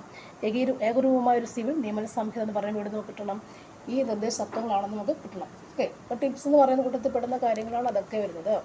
നെക്സ്റ്റ്, മൗലിക കടമകളുമായി ബന്ധപ്പെട്ട ശരിയായ പ്രസ്താവനകൾ ഏതൊക്കെയാണ്? മൗലിക കടമകൾ ശരിയായ പ്രസ്താവന ഏതൊക്കെയാണ്? ആൻസർ ഓപ്ഷൻ സി ആണ് കേട്ടോ. ആൻസർ ഓപ്ഷൻ സി ആണ്, മൗലിക കടമകൾ അല്ലേ. അതായത് 4 പ്രസ്താവനയും ശരിയാണ്. ഓക്കെ, മൗലിക കടമകൾ 42ാം ഭരണഘടനാ ഭേദഗതിയുടെ നിലവിൽ വന്നു. ഇന്ത്യയുടെ റഷ്യൻ മാതൃകയിലുള്ളതാണ്. റഷ്യൻ മാതൃകയിലുള്ള മൗലിക കടമകൾ എന്ന് പറയുമ്പോൾ 11 മൗലിക കടമകൾ നമ്മുടെ ഭരണഘടനയിൽ ഉണ്ട്. 6 മുതൽ 14 വയസ്സ് വരെയുള്ള കുട്ടികളെ സ്കൂളിൽ അയക്കേണ്ടത് രക്ഷിതാക്കളുടെ കടമയാണ് അല്ലേ. 86ാം ഭേദഗതി മൂലം അപ്പോൾ വന്ന പരിപാടിയാണിത്. 42ാം ഭരണഘടനാ ഭേദഗതിയിലൂടെ വന്ന സംഭവമാണ് മൗലിക കടമകൾ അല്ലേ. 51A എന്നൊക്കെ പറഞ്ഞ സംഭവം ഇന്ത്യയുടെ റഷ്യൻ മാതൃകയാണ്. 11 ഉണ്ടെന്ന് നമുക്കറിയാം. ഇത് കുട്ടികളുടെ വിദ്യാഭ്യാസം സംബന്ധിക്കുന്ന കാര്യമാണ്. പ്രത്യേകിച്ച് പോയിന്റ്സുകൾ നമുക്കൊന്ന് അടുക്കി വെക്കാം. ഓക്കെ, അടുത്ത ചോദ്യം, ഇന്ത്യൻ രാഷ്ട്രപതിയുമായി ബന്ധപ്പെട്ട പ്രസ്താവനയിൽ തെറ്റായത് ഏതൊക്കെയാണ്? തെറ്റായ പ്രസ്താവന ഇവിടെ നോക്കുമ്പോൾ നമുക്ക് ഓപ്ഷൻ എ ആണ്. 2, 3, 4 തെറ്റ് പ്രസ്താവനകൾ അല്ലേ. ഇത് 3 നമുക്ക് തെറ്റായ പ്രസ്താവന നോക്കേണ്ട ആവശ്യമില്ല, കൺഫ്യൂഷൻ അടിക്കും. ഓക്കെ, ഇപ്പോൾ രാഷ്ട്രപതിയുടെ കാലാവധി അവസാനിച്ചാലും അദ്ദേഹത്തിൻ്റെ പിൻഗാമി ഉദ്യോഗത്തിൽ പ്രവേശിക്കുന്നത് ഉദ്യോഗത്തിൽ തുടരാൻ പറ്റും. അത് ആർക്ക് മാത്രമുള്ളൊരു പ്രൊവിഷനാണിത്? രാഷ്ട്രപതിക്ക് മാത്രമുള്ളൊരു പ്രൊവിഷൻ. രാഷ്ട്രപതിയുടെ കാലാവധി അവസാനിച്ചാലും അദ്ദേഹത്തിൻ്റെ പിൻഗാമി അടുത്തൊരാൾ ഇലക്ട് ചെയ്ത് വരുന്നത് വരെ, ഉദ്യോഗത്തിൽ പ്രവേശിക്കുന്നത് വരെ അദ്ദേഹത്തെ ഉദ്യോഗത്തിൽ തുടരാം എന്നുള്ളത് രാഷ്ട്രപതിക്ക് മാത്രമുള്ളൊരു പരിപാടിയാണ്. അടുത്ത ചോദ്യം, ഭരണഘടനയുടെ 91ാം ഭേദഗതിയുമായി ബന്ധപ്പെട്ട ശരിയായ പ്രസ്താവന ഏതൊക്കെയാണ്? ഇവിടെ നമുക്ക് കറക്റ്റ് ആൻസർ ഇല്ല. ഓക്കെ, അതോ കറക്റ്റ് ആൻസർ ഇവിടെ ഉണ്ട്, കുഴപ്പമില്ല. കറക്റ്റ് ആൻസർ പറയുമ്പോൾ ഇതല്ല 91ാം ഭേദഗതിയല്ലേ. ഓക്കെ, അപ്പോൾ 1, 2, 3, 4 എൻ്റെ ആൻസറാണ്. ഓക്കെ, 91 എന്ന് പറയുമ്പോൾ 91ാം ഭേദഗതി പറയുമ്പോൾ നമ്മൾ ആദ്യം എന്താ ഓർക്കുക? 52ാം ഭേദഗതി അല്ലേ, കൂറുമാറ്റത്തിന് വേണ്ടി അതിനെ സംരക്ഷിക്കാൻ വേണ്ടി വന്ന ഭേദഗതിയായിരുന്നു 91ാം ഭേദഗതി എന്ന് പറയുന്നത്. ഓർമ്മയില്ലേ? 52ാം ഭേദഗതിയാണേത് കൂറുമാറ്റ നിരോധന നിയമം. കൂറുമാറ്റ നിരോധന നിയമം എന്ന് പറയുന്നത്. അപ്പോൾ അതിനെ സംരക്ഷിക്കാൻ വേണ്ടി വന്നതാണെന്ത് 91ാം ഭേദഗതി. അപ്പോൾ ഇവിടെ 2004 ഈ 91ാം ഭേദഗതിയിൽ വന്നേക്കുന്നത് അല്ലേ. 2003 തുടങ്ങി വന്നിട്ട് 2004 നിലവിൽ വന്നത്. കേന്ദ്രീയ മന്ത്രിസഭയിൽ അല്ലേ, ഇതാണ് എൻ്റെ പോയിന്റ്. 91ൻ്റെ പോയിന്റ് ഇതൊക്കെയാണ്. കേന്ദ്ര മന്ത്രിസഭയിൽ പ്രധാനമന്ത്രി ഉൾപ്പെടെ ലോക്സഭാംഗങ്ങളുടെ 15% കൂടുതൽ മന്ത്രി ഉണ്ടാകാൻ പാടില്ല ഇല്ലേ. അതൊരു പോയിന്റ് നമ്മളിപ്പോഴും ഓർക്കുന്ന ആ പോയിന്റ് 15% എന്നുള്ളത്. പിന്നീട് ഈ ഭേദഗതി മുന്നോട്ട് വെച്ച കമ്മിറ്റിയുടെ ചെയർമാൻ പ്രണബ് മുഖർജിയാണ്. ആ സമയത്തെ രാഷ്ട്രപതിയൊക്കെ വേറെ ആണെങ്കിൽ പോലും അദ്ദേഹത്തിൻ്റെ കമ്മിറ്റിയുടെ ചെയർമാൻ എന്നാണ് പറയുക കേട്ടോ, കമ്മിറ്റി ചെയർമാനാണ്. ഇനി ഈ ഭേദഗതി സംസ്ഥാന മന്ത്രിസഭയ്ക്കും ബാധകമാണ്. സംസ്ഥാനത്തെ മന്ത്രിമാർ 21 കൂടാൻ പാടില്ലെന്നുള്ളതും പറയുന്നുണ്ട്. ഓരോ കേരളത്തിൻ്റെ കാര്യം 21 കൂടാൻ പാടില്ലെന്ന് പറയുന്നുണ്ട്. അപ്പോൾ ഓരോ സംസ്ഥാനങ്ങൾക്കും ഈ 91 ഭേദഗതി ബാധകമാണ്. ഈ ഭേദഗതി സംസ്ഥാന മന്ത്രിസഭയ്ക്കും ബാധകമാണ്. 91 ഭേദഗതി വിശദമായിട്ട് പഠിക്കാം, ഒരു ദിവസം പഠിക്കുന്നുണ്ട്. നെക്സ്റ്റ് ചോദ്യം എന്ന് പറയുമ്പോൾ ശരിയായ പ്രസ്താവനകൾ ഏതെല്ലാമാണ്? ഇവിടെ ആർട്ടിക്കിൾ 348 ഉണ്ടല്ലോ, 48 എന്ന് പറയുന്നത് എന്താണ്? ഇതിൻ്റെ കറക്റ്റ് ആൻസർ ഇവിടെ ഉണ്ടോ? ഇല്ല, കറക്റ്റ്. 348 എന്ന് പറയുമ്പോൾ എന്താണ്? 348 അതായത് സുപ്രീം കോടതിയിലും ഇത് പ്രകാരം തെറ്റാണ്. ഓക്കെ, സുപ്രീം കോടതിയിലും ഹൈക്കോടതിയിലും ഉപയോഗിക്കേണ്ട ഭാഷ, അതായത് ആക്റ്റുകളിലും ബില്ലുകളിലും ഉപയോഗിക്കേണ്ട ഭാഷകളെ പറ്റിയുമാണ് പറയുക. സുപ്രീം കോടതി ഹൈക്കോടതി ഉപയോഗിക്കേണ്ട ഭാഷകളും, അല്ലേ, പല ആക്റ്റുകൾ നിർമ്മിക്കാറുണ്ട് നമ്മൾ, ആ ആക്റ്റുകളിൽ ഉപയോഗിക്കേണ്ട ഭാഷകളും, ബില്ല് ഉണ്ടാക്കാറുണ്ട്, അല്ലേ, മണി ബില്ല്, അങ്ങനെ എക്സാം പറഞ്ഞുള്ളൂ. മറ്റ് പല ബില്ലുകളുമുണ്ട്, ധനബില്ല് എന്ന് പറയും. അപ്പോൾ അങ്ങനെ ബില്ലുകളിലൊക്കെ ഉപയോഗിക്കേണ്ട ഭാഷ എന്താണെന്ന് പ്രഖ്യാപിക്കുന്നത്, എന്താണെന്ന് പറയുന്നതാണ് 348 എന്ന് പറഞ്ഞത്, അല്ലേ. ഭാഷയെപ്പറ്റിയുള്ള ആക്റ്റാണ്, ഒരു ആർട്ടിക്കിളാണിത് 348. അതായത് സുപ്രീം കോടതിയിലും ഹൈക്കോടതിയിലും ഉപയോഗിക്കേണ്ട ഭാഷ എന്താണ്, അല്ലേ, നമ്മുടെ ആക്റ്റുകളിലൊക്കെ നമ്മൾ ഉണ്ടാക്കിയെടുക്കുന്ന ആക്റ്റുകളിൽ, അതുപോലെ ബില്ലുകളിൽ ഒക്കെ ഉപയോഗിക്കേണ്ട ഭാഷ ഏതാണെന്നാണ് 348 പറയുന്നത്. ഓക്കെ, ഒരെണ്ണം. ഇനി നമ്മുടെ 343 ശരിക്കും അപ്പോൾ എന്താണ്? 343 പറയുമ്പോൾ എന്താണ്, അല്ലേ? 343 എന്താണ്? നമ്മുടെ ഔദ്യോഗിക ഭാഷ, അല്ലേ, ഇന്ത്യയുടെ ഔദ്യോഗിക ഭാഷ ഏതാണ്? ഹിന്ദി ആണ് എന്ന് പറയുന്നതാണ് എന്ത്? 343. നമ്മുടെ ഔദ്യോഗിക ഭാഷ, നമ്മുടെ ഇന്ത്യയുടെ ഔദ്യോഗിക ഭാഷ, അല്ലേ, നമ്മുടെ ഔദ്യോഗിക ഭാഷ ഹിന്ദിയാണ്. ഔദ്യോഗിക ഭാഷ ഹിന്ദി ആയിരിക്കണം എന്ന് പറയുന്നതാണ് എന്ത്? 343 എന്ന് പറയുന്ന സംഭവം. ഓക്കെ അല്ലേ? 48 ശരിക്കും എന്തായിരുന്നു? സുപ്രീം കോടതിയിലും ഹൈക്കോടതിയിലും ഏത് ഭാഷ ഉപയോഗിക്കുന്നു, അല്ലേ, ഉപയോഗിക്കേണ്ട ഭാഷയെക്കുറിച്ചുള്ളൊരു പ്രഖ്യാപനം നടത്തുന്നുണ്ട്. അതുപോലെ ബില്ലുകളിൽ ഏത് ഭാഷ വേണം, ആക്റ്റുകളിൽ ഏത് ഭാഷ വേണമെന്നാണ് ഉപയോഗിക്കുക. കാരണം എല്ലാവർക്കും വായിക്കാൻ പറ്റിയ ആയിരിക്കണമല്ലോ അവിടെ ഉപയോഗിക്കേണ്ടത്. മറ്റു പ്രസ്താവന പറയുമ്പോൾ നമ്മുടെ ഭരണഘടന അംഗീകരിച്ച ഭാഷയിലൂടെ ഉണ്ടല്ലേ, അതുപോട്ടെ. ഭരണഘടന അംഗീകരിച്ച എത്ര ഭാഷയുണ്ട്? 22 ഭാഷയാണ് നമുക്ക് ആകെ ഇന്ത്യൻ ഭരണഘടന അംഗീകരിച്ചേക്കുന്നത്. 22 ഭാഷകളാണ് ഉള്ളത്. പട്ടിക ഏതുവരോടെ? 8ാമത്തെ പട്ടികയിലാണത് ഈ ഭാഷകളെ കുറിച്ച് പറയുക. 22 ഭാഷകൾ നമുക്ക് ഉണ്ട്, അല്ല, ഭരണഘടന അംഗീകരിച്ചത് 22 ഭാഷ. ഇതൊക്കെ ചോദ്യങ്ങളാണ്, ചെറിയ ഫാക്ട്സ് ചോദ്യങ്ങൾ, റിപ്പീറ്റ് ചോദ്യങ്ങളാണ് കേട്ടോ, എപ്പോഴും PYQ ചോദിക്കുന്ന ചോദ്യങ്ങളാണ്. 22 ഭാഷകളാണ് അംഗീകരിച്ചിട്ടുള്ളത് ഇന്ത്യൻ ഭരണഘടന. എത്രാമത്തെ പട്ടികയിലാണ് വന്നിട്ടുള്ളത്? 8ാമത്തെ പട്ടികയിലാണ് ഈ ഭാഷ വന്നിട്ടുള്ളത്. ഓക്കെ, അപ്പോൾ അതങ്ങനെ കഴിഞ്ഞു. നെക്സ്റ്റ് ചോദ്യത്തിലേക്ക് പോവാം. തന്നിരിക്കുന്നവയിൽ നിന്നും കൺകറന്റ് വിഷയത്തിൽ പെടുന്നവ ഏതെല്ലാം? ആൻസർ ഓപ്ഷൻ എ ആണ്. ട്രേഡ് യൂണിയനുകളാണ് കൺകറന്റ് വിഷയത്തിൽപ്പെടുക, ട്രേഡ് യൂണിയനുകൾ. നെക്സ്റ്റ്, കേരള പഞ്ചായത്തി രാജ് ആക്ട് നിലവിൽ വന്ന എന്താണ്, അല്ലേ? ഒരു ചോദ്യത്തിൽ ആ പഞ്ചായത്ത് രാജ് ആക്ട് എന്ന് പറയുമ്പോൾ അത് പഴയ ഡേറ്റ് അവിടെ ഉണ്ട്. 1960 അല്ലേ, 60 ഉണ്ടാക്കിയെടുത്ത, 60 പ്രഖ്യാപിച്ച ഡേറ്റ് ഉണ്ട് ഇവിടെ. അതാണ് ഇതേത് 1/1/1962 എന്ന് പറയാം. 60 ഉണ്ടാക്കി. പക്ഷെ അതിനുശേഷം, അല്ലേ, അതിനുശേഷം നമുക്ക് എന്താണ്, 62 ശേഷം നമുക്ക് വീണ്ടും ഒരു ആക്ട്, നിയമം വന്നു. ഏതാണ് ഡേറ്റ്? എന്താണത്? 1900. ഇപ്പോഴത്തെ നമ്മുടെ ആൻസർ ശരിക്കും എന്താണ്? 1994 അല്ലേ, April 23 date. Okay, 94 April 23 Kerala panchayat Raj act വന്നേക്കുന്നത്. ഈ ഡേറ്റ് എന്ന് പറയുന്നത് ഡേറ്റ് ശരിയാണ്, പക്ഷേ ഈ ഡേറ്റ് എന്താണ്? 60 ഉണ്ടാക്കിയത്. അതിനുശേഷം കുറച്ച് ഭേദഗതിയൊക്കെ വന്നിട്ടുണ്ട്. 73ാം ഭരണഘടനാ ഭേദഗതി നിയമം അനുസരിച്ച് ഉണ്ടാക്കിയിട്ടുള്ള സംഭവങ്ങളാണ് ഇതെല്ലാം, അല്ലേ. അപ്പോൾ കേരള പഞ്ചായത്ത് രാജ് ആക്ട് ഓർ നിയമം, അല്ലെങ്കിൽ നിയമം എന്ന് പറഞ്ഞാൽ എന്നാണ്? 1994 ഏപ്രിൽ 23 കേരള പഞ്ചായത്തി രാജ് ആക്ട്. എപ്പോഴും ചോദിക്കുന്നൊരു ചോദ്യമായിട്ട്, റിപ്പീറ്റായി ചോദിക്കുന്നുണ്ട്. അടുത്ത ചോദ്യം, വൃദ്ധസദനങ്ങളിലെ താമസക്കാരുടെ ആരോഗ്യ പരിരക്ഷയ്ക്കായി 2014-15 നടപ്പിലാക്കിയ ആയുർവേദ ചികിത്സാ പദ്ധതി ഏതാണ്? ആൻസർ വയോ അമൃതം പദ്ധതി. നെക്സ്റ്റ് ചോദ്യം നോക്കാം. കേരള സംസ്ഥാന തിരഞ്ഞെടുപ്പ് കമ്മീഷനുമായി ബന്ധപ്പെട്ട തെറ്റായ പ്രസ്താവന ഇവിടെ ഏതാണ്? ആൻസർ ഓപ്ഷൻ ബി ആണ്. 2ാമത്തെ തെറ്റായ പ്രസ്താവനയാണ്, അല്ലേ. കേരള സംസ്ഥാന തിരഞ്ഞെടുപ്പ് കമ്മീഷൻ നിലവിൽ വരുന്ന എന്നാണ്?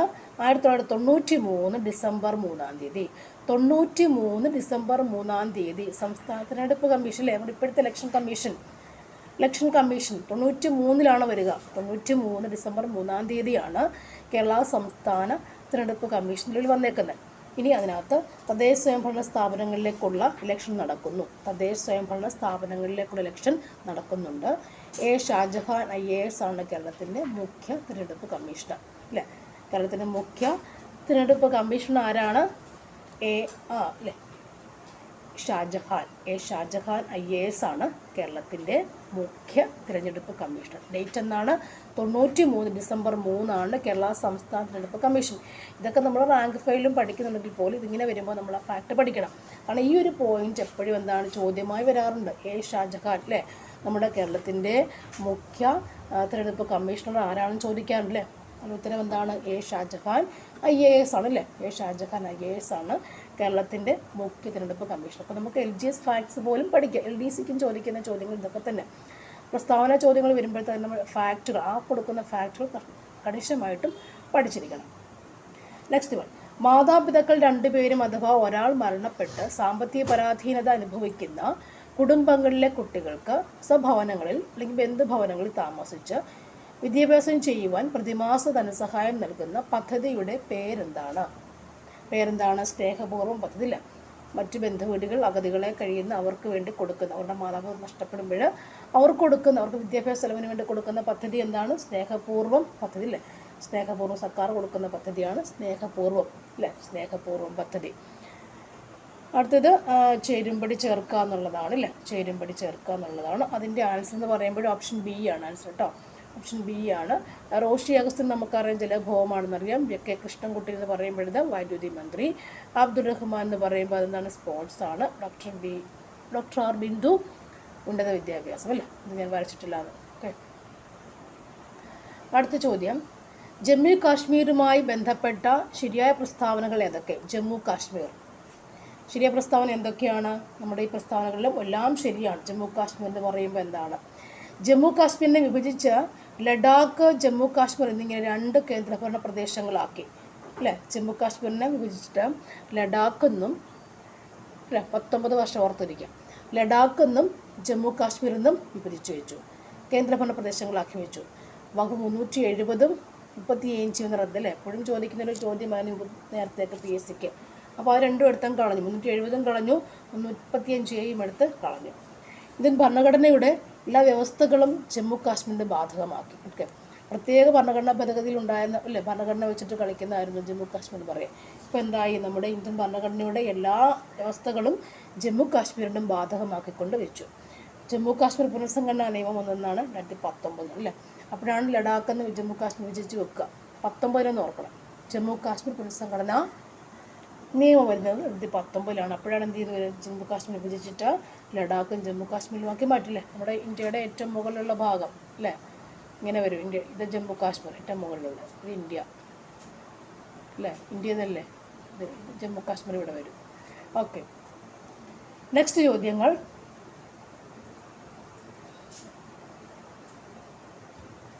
മനുഷ്യരിൽ വൃഷ്ണങ്ങൾ ഉദരാശയത്തിന് പുറത്ത് കാണുന്ന വൃഷ്ണസഞ്ചിയാണ് ഉൾക്കൊള്ളിച്ചിരിക്കുന്ന ഈ അവസ്ഥയ്ക്ക് കാരണം എന്താണ്? ആൻസർ ഓപ്ഷൻ B ആണ്.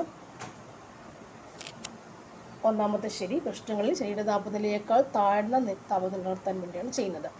നെക്സ്റ്റ് വൺ, ജീവകം B12 അടങ്ങിയിരിക്കുന്ന ലോഹം ഏതാണ്? B12 ലോഹം ഏതാണ്? ആൻസർ ഓപ്ഷൻ D, കൊബാൾട്ട് ആണ് B12 ലോഹം. നെക്സ്റ്റ് വൺ, ഹൃദയപേശികളിലേക്ക് രക്തം എത്തിക്കുന്ന കുഴലുകളിൽ കാൽസ്യം, കൊഴുപ്പ്, കൊളസ്ട്രോൾ എന്നിവ അടിഞ്ഞുകൂടുന്നതിൻ്റെ ഫലമായി ധമനികളുടെ ഉള്ളു കുറഞ്ഞു പോകുന്ന അവസ്ഥയ്ക്ക് പറയുന്ന പേരെന്താണ്? ആൻസർ ഓപ്ഷൻ A ആണ്, ആർത്രോസ്ക്ലെറോസിസ്. ആർത്രോസ്ക്ലെറോസിസ് എന്ന് പറയും അല്ലേ, ആർത്രോസ്ക്ലെറോസിസ്. നെക്സ്റ്റ് വൺ, മനുഷ്യൻ്റെ അന്നപഥത്തിൽ നിന്നും ആഹാരപദാർത്ഥങ്ങൾ ശ്വാസനാളത്തിലേക്ക് പ്രവേശിക്കുന്നത് തടയുന്ന അടപ്പ് എന്താണ് അല്ലേ? അന്നപഥം, നമ്മുടെ അന്നപഥവും ശ്വാസനാളവും ഒക്കെ ഏകദേശം ഒരേപോലെ വരിക. മൂക്കിൽ നിന്നും വായിൽ നിന്നുള്ള കോയിൽ ഒരേപോലെ വരിക അല്ലേ. തൊണ്ടയ്ക്ക് നമ്മൾ തുമ്മുമ്പോഴത്തേക്കിനൊക്കെ ചോറ് നിറകെ കയറും. അപ്പോൾ അത് അടയുന്നൊരു പഴുപ്പുണ്ടല്ലോ, കോമൺ ആണ്. അടപ്പിൻ്റെ പേരെന്താണ്? ക്ലോമപിധാനം എന്ന് പറയും, ക്ലോമപിധാനം. ഓക്കെ, നെക്സ്റ്റ് വൺ, ഒമിക്രോൺ വൈറസിൻ്റെ ഏറ്റവും പുതിയൊരു വകഭേദം ഏതാണ്? ഒമിക്രോണിൻ്റെ വകഭേദം ഏതാണ്? ഒമിക്രോൺ. XBB.1.116 ആണ്. ഓപ്ഷൻ എ ആണ് ആൻസർ. ഏറ്റവും മാരകമായ മലമ്പനിക്ക് കാരണമായേക്കാൻ സാധ്യതയുള്ള ഏകകോശ ജീവി ഏതാണ്? മാരകമായ മലമ്പനി അല്ലേ, പ്ലാസ്മോഡിയം വൈവാക്സ് നമ്മൾ എപ്പോഴും പറയുന്നത്. മാരകമായ മലമ്പനി എന്ന് പറയുമ്പോൾ അതിന് വേറൊരു ജീവിയുണ്ട്, പ്ലാസ്മോഡിയത്തിൻ്റെ അതിന് വകഭേദമാണ്, പ്രോട്ടോസോവൻസ് തന്നെയാണ്. ആൻസർ ശരിക്കും എന്താണ്? ആൻസർ പ്ലാസ്മോഡിയം ഫാൽസിപ്പേറമാണ്. പ്ലാസ്മോഡിയം ഫാൽസിപ്പർ അഡ്വാൻസ് സ്റ്റെപ്പിൽ ചോദിക്കുന്ന ചോദ്യങ്ങളിത്. പ്ലാസ്മോഡിയം ഫാൽസിപ്പേറം പ്രോട്ടോസോവൻസ് വർഗത്തിൽപ്പെട്ട തന്നെയാണത്, എല്ലാം പ്രോട്ടോസോവൻസ് ആണ് അല്ലേ. സാധാഗതിയിൽ പ്ലാസ്മോഡിയം വൈവാക്സ് ആണ്. ഇവിടുത്തെ മാരകമായ മലമ്പനിക്ക് കാരണം ആരാണ്? പ്ലാസ്മോഡിയം ഫാൽസിപ്പേറമാണ്. നെക്സ്റ്റ് വൺ, വായുവിൽ നിന്നും വെള്ളത്തിലേക്ക് ശബ്ദതരംഗം സഞ്ചരിക്കുകയാണെങ്കിൽ താഴെ പറയുന്നതിൽ മാറ്റമില്ലാതെ തുടർന്നു പോകുന്നത് ഏതാണ്? മാറ്റമില്ലാതെ പോകുന്നത് ഏതാണ്? ആവൃത്തിയാണ്. ഒരു കോൺകേവ് ദർപ്പണത്തിൻ്റെ ഫോക്കൽ ദൂരം F ആണെങ്കിൽ ഒരു വസ്തുവും അതിൻ്റെ യഥാർത്ഥ പ്രതിബിംബവും തമ്മിലുള്ള കുറഞ്ഞ ദൂരം എത്രയാണ്? 0 ആയിരിക്കും. നെക്സ്റ്റ് ചോദ്യം നോക്കിയാൽ, പ്രകാശത്തിൻ്റെ ശൂന്യതയിലുള്ള പ്രവേഗം 3 × 10⁸ മീറ്റർ/സെക്കൻഡ് ആണ്. തന്നിരിക്കുന്നവയിൽ ഏത് മാറ്റിയാൽ പ്രകാശത്തിൻ്റെ ഈ പ്രവേഗത്തിന് ഈ മാറ്റം വരുത്തുവാൻ കഴിയും? അതിൻ്റെ ആൻസർ ഓപ്ഷൻ ഡി, ഇവയിലൊന്നും അല്ല എന്നുള്ള ഉത്തരമാണുള്ളത്. ഓക്കെ, അപ്പോൾ ഇവിടെ അടുത്ത ചോദ്യം പറയുമ്പോഴത്തേക്കിന് 2023 കണക്കനുസരിച്ചിട്ട് സൗരയൂഥത്തിലെ ഏറ്റവും കൂടുതൽ ഉപഗ്രഹമുള്ളത് വ്യാഴത്തിനാണ്. ജൂപ്പിറ്ററിൻ്റെ നിലവിലുള്ള ഉപഗ്രഹങ്ങളുടെ എണ്ണം എത്രയാണ്? സിമ്പിളായി ചോദിക്കാം. ജൂപ്പിറ്ററിൻ്റെ നിലവിലുള്ള ഉപഗ്രഹങ്ങളുടെ എണ്ണം എത്രയാണെന്ന് ചോദിച്ചാൽ പോരെ. ആൻസർ ഓപ്ഷൻ എ 92 ആണ്. ജൂപ്പിറ്റർക്ക് 92 ഉപഗ്രഹങ്ങൾ ഉണ്ട്. ഇലക്ട്രോണിനെ സംബന്ധിച്ച് ശരിയായ പ്രസ്താവന എന്താണ്? ഇലക്ട്രോൺസ് അല്ലേ, പ്രോട്ടോൺ, ന്യൂട്രോൺ, ഇലക്ട്രോൺസ് നമുക്കറിയാവുന്ന 3 എണ്ണം അല്ലേ. ഇലക്ട്രോൺസ് എന്നും പ്രോട്ടോൺസ് എന്നും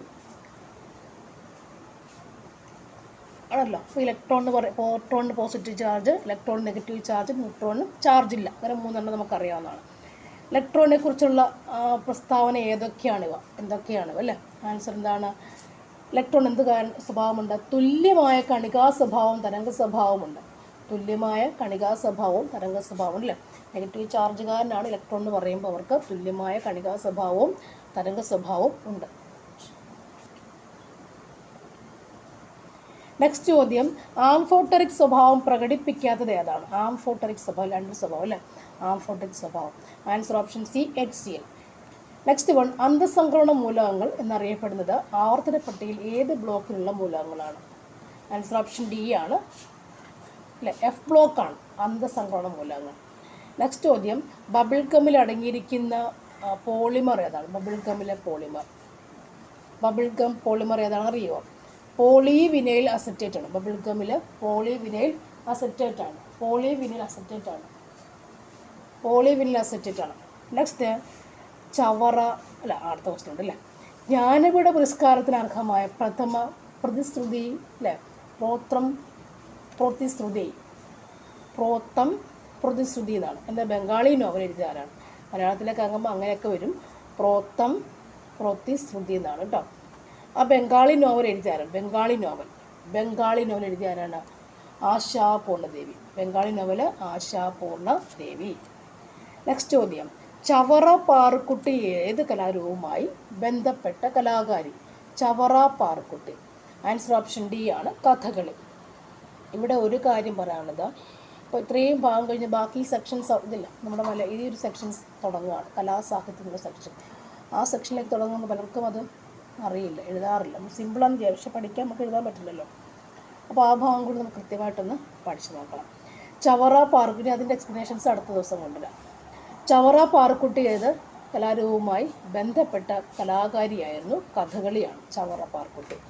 ദേശീയ ഗുസ്തി താരവും ഒളിമ്പിക് മെഡൽ ജേതാവുമായ സാക്ഷി മാലിക്കിൻ്റെ ജന്മദേശം എവിടെയാണ്? ജന്മദേശം ഹരിയാനയാണ് സാക്ഷി മാലിക്. ഒരു ഹോക്കി ടീമിലെ കളിക്കാരുടെ എണ്ണം എത്രയാണ്? 11. ഹോക്കി ടീമിൽ 11 പേരുണ്ട്. 11.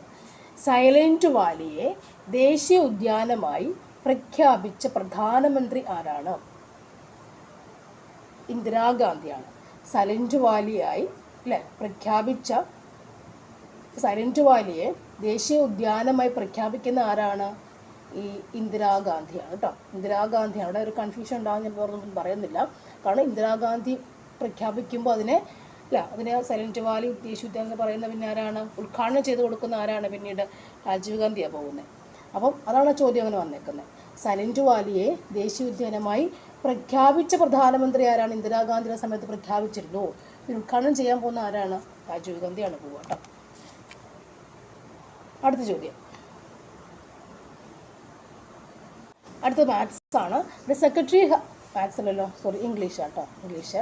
The secretary has taken dash unanimous decision during dash crisis. അവിടെ ഇപ്പോൾ എന്താണ് ആർട്ടിക്കിൾസ് ചേർക്കാൻ അല്ലേ.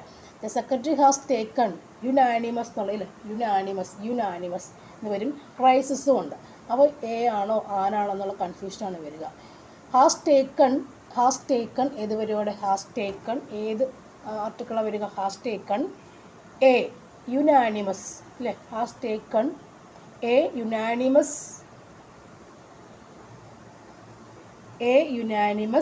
Decision during the crisis.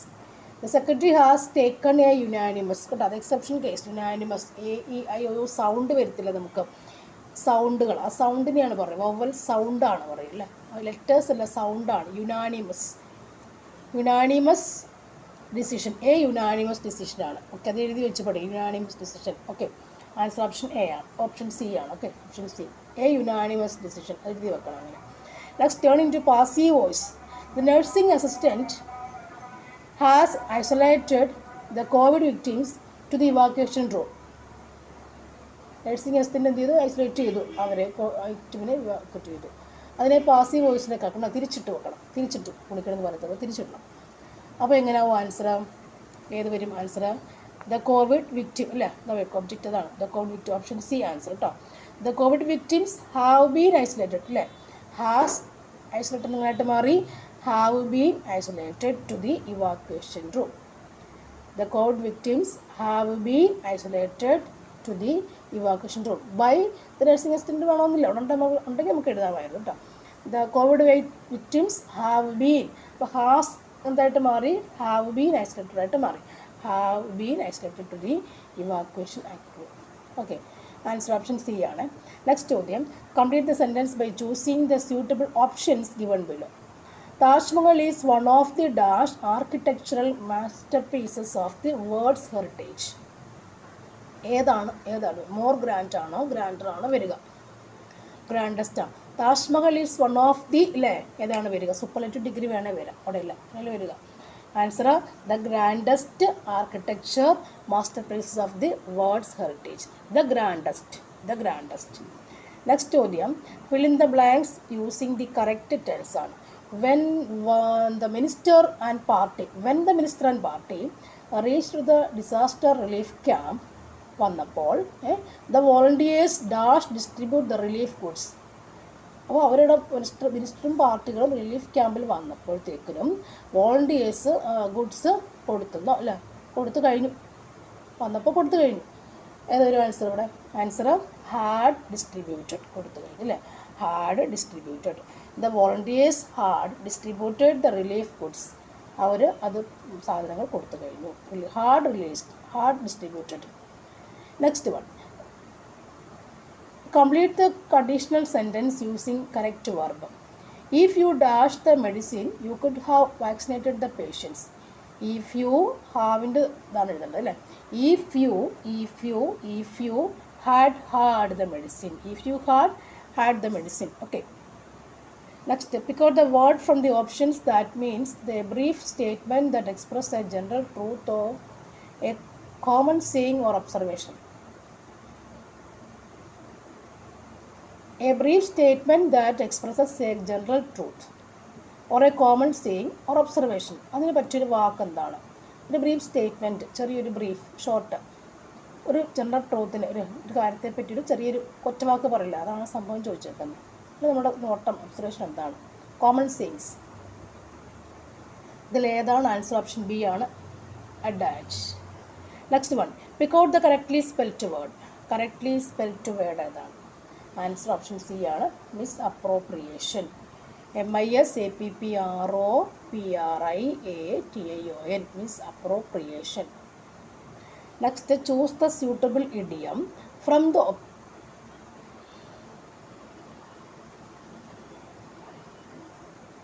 the options to replace the underlined word എന്നാണ്. വെരി റയർലിക്ക് റീപ്ലേസ് ഒരു ഇഡിയം പറയാൻ. ആൻസർ ഓപ്ഷൻ സി ആണ്, once in a blue moon. Once in a blue moon. Pick out the synonym of the word underlined. മിറ്റിഗേറ്റ്സിൻ്റെ synonym എന്താണ്? Mitigates synonym എവിടെ ഉണ്ട്? അത് മിറ്റിഗേറ്റ്സ്. സെൻസ് കൂടി വായിച്ച് നോക്കാം. A medicine that the complications should be prescribed by the doctor, അല്ലേ?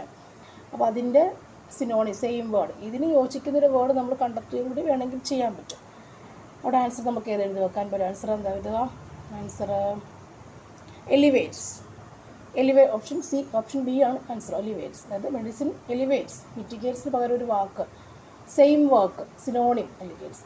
Mother Teresa was obviously generous and large-hearted personality who always stood as a symbol of love, compassion, empathy and charity. ഇതിൽ സംഭവം എന്താണ് അല്ലേ? ഇതിലെന്താണ് ചെയ്യേണ്ടത് നമുക്ക് പറഞ്ഞിട്ടില്ല. എമ്പതി and charity ഒക്കെ പറഞ്ഞിട്ടുണ്ട്. തെറ്റായ വാക്കുകൾ വേണ്ടാത്തതാണോ? അറിയില്ല കേട്ടോ. ഓക്കെ, ഡിലീറ്റ് ക്വസ്റ്റ്യൻസ് വേണം. നമുക്ക് എന്ത് ചെയ്യണമെന്ന് പറഞ്ഞിട്ടില്ല, അതുകൊണ്ടായിരിക്കാം.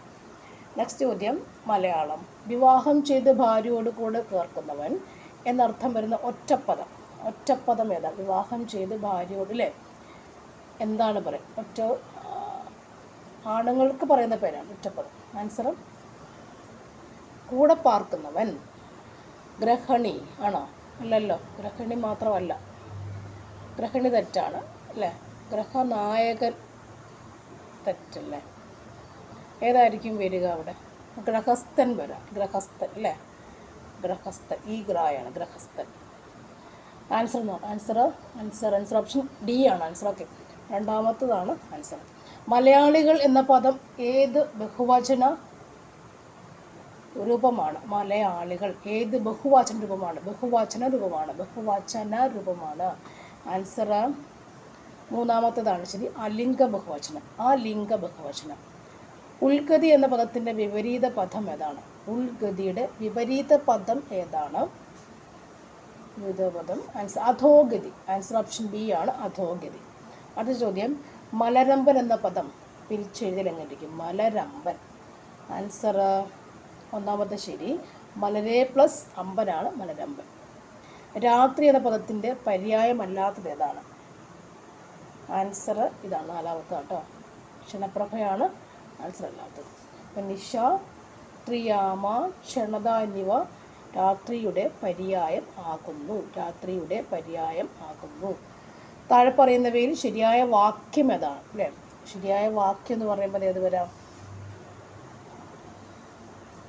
രണ്ടാമത്തെയാണ്. ഇംഗ്ലീഷിലെ പോലെ മലയാളത്തിലും തെറ്റുകൾ വരാം. രണ്ടാമത്തെയാണ്. വെണ്ണീർ എന്ന പദം പിരിച്ചെഴുതിയാൽ, നമുക്ക് എങ്ങനെ തോന്നിക്കാം? വെണ്ണീർ, അല്ലേ? വെൺ പ്ലസ് നീറാണ് വെണ്ണീർ, അല്ലേ? വെൺ പ്ലസ് നീറാണ് വെണ്ണീർ. ആൻസർ ഓപ്ഷൻ എ, വെൺ പ്ലസ് വെണ്ണീറാണ്. ഓക്കെ, നെക്സ്റ്റ് ശരിയായ പദം കണ്ടെത്തുക. ശരിയായ പദം, അതിഥി എന്നുള്ള ശരിയായ പദം ഏതാണ് നമ്മൾ എഴുതുന്നത്? എപ്പോഴും ഓർക്കുക, ശരിയായ പദം എന്ന് പറയുമ്പോൾ ഒന്നാമത്തെ ശരി. ഓക്കെ, അതിഥിയാണ് ശരി. ഒരവസ്ഥയെയോ വസ്തുതയെ സൂചിപ്പിക്കുന്ന പഴഞ്ചൊല്ലുകൾ ഏതാണ്? പഴഞ്ചൊല്ലാണ്, അവസ്ഥയെ സൂചിപ്പിക്കുന്ന പഴഞ്ചൊല്ല് ഏതായിരിക്കും? ആൻസർ ഓപ്ഷൻ സി ആണ്. 2ഉം 4ഉം ഉണ്ട്, അല്ലേ? 2ഉം 4ഉം. കൈയാടിയാലേ വായാടൂ, അവസ്ഥയാണോ? പനിക്ക് പട്ടിണി, അവസ്ഥ. നെക്സ്റ്റ് തന്നിരിക്കുന്ന തെറ്റായ തർജ്ജമ ഏതൊക്കെയാണെന്ന് നോക്കാമേ. Blue blood in black and white, pros and cons, red letter day. Blue blood ഉന്നതകുല ജാതൻ, അല്ലേ? ബ്ലൂ ബ്ലഡ്, റോയൽ ബ്ലഡ് എന്നൊക്കെ പറയുന്നത് ബ്ലൂ ബ്ലഡ്. നമുക്ക് ആൻസർ നോക്കിയാലോ? ആൻസർ ഓപ്ഷൻ ബി ആട്ടോ, നാലാമത്തെ മാത്രമേ ശരിയുള്ളൂ. റെഡ് ലെറ്റർ ഡേ, എൻ്റെ അവസാന ദിവസം. ചുവന്ന രേഖകൾ, ചുവന്ന അക്ഷരങ്ങൾ അവസാന ദിവസം എഴുതി വെക്കുന്നത്. Okay, thank you for watching. അടുത്ത ക്വസ്റ്റ്യൻ പേപ്പർ നമുക്ക് വീണ്ടും രണ്ട് ക്വസ്റ്റ്യൻ പേപ്പർ ഒന്നിച്ച് വെച്ചിട്ട് അതിൻ്റെ മലയാളം പാർട്ട്, ഇംഗ്ലീഷ് പാർട്ട്, അതുപോലെ തന്നെ എൻ്റെ ബാക്കി ജനറൽ സയൻസിൻ്റെ പാർട്ട് പ്രത്യേകം എടുക്കാം, അതുപോലെ ഹിസ്റ്ററി പാർട്ട് പ്രത്യേകം എടുക്കാം. ഒരു ചാപ്റ്റർ ഞാൻ നോക്കിയിട്ടുണ്ട്, അത് ചെയ്യാം. Okay, thank you for watching. See you. Thank U.